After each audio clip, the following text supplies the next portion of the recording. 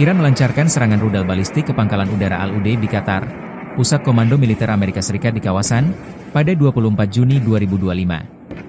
Serangan ini digambarkan oleh IRGC sebagai pembalasan terhadap serangan Washington ke fasilitas nuklir Iran. Serangan tersebut dikenal sebagai Operation Annunciation of Victory dan melibatkan sekitar 7 hingga 14 rudal jarak pendek dan menengah yang diluncurkan dari wilayah Iran.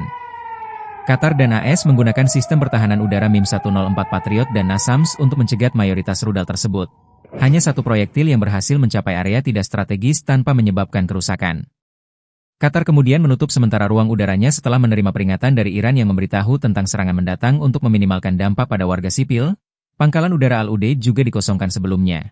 Puluhan pesawat militer dipindahkan, sehingga mengurangi potensi korban dan kerusakan. Media internasional seperti Al Jazeera, Reuters, dan CBS News melaporkan bahwa tidak ada korban jiwa yang dilaporkan dalam insiden ini, dan kedua pihak, Qatar serta AS, menegaskan serangan berhasil digagalkan. Trump menyebut serangan ini sebagai respons simbolis yang lemah, namun menekankan pentingnya kewaspadaan dan perdamaian.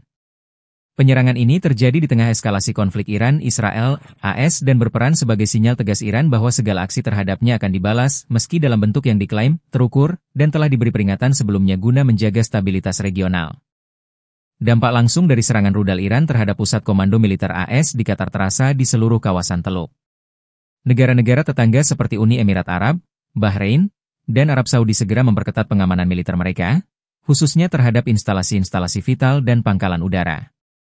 Bursa saham di kawasan juga mengalami gejolak, dengan indeks utama di Doha dan Dubai turun drastis sesaat setelah berita serangan tersebar luas. Meski tidak menimbulkan korban, insiden ini meningkatkan kekhawatiran akan kemungkinan eskalasi lebih luas yang dapat mengguncang stabilitas ekonomi dan keamanan regional.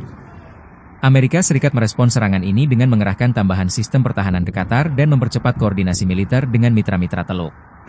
Dalam konferensi pers di Washington, Presiden Trump menyebut serangan itu sebagai provokasi terencana yang gagal dan memperingatkan bahwa setiap serangan lanjutan akan dijawab dengan kekuatan penuh. Pentagon juga mengonfirmasi telah meningkatkan status siaga di pangkalan-pangkalan militer AS di Timur Tengah, termasuk di Kuwait, Bahrain, dan Irak. Meskipun demikian, Gedung Putih menyatakan bahwa AS tidak berniat memperluas konflik dan masih mengutamakan solusi diplomatik.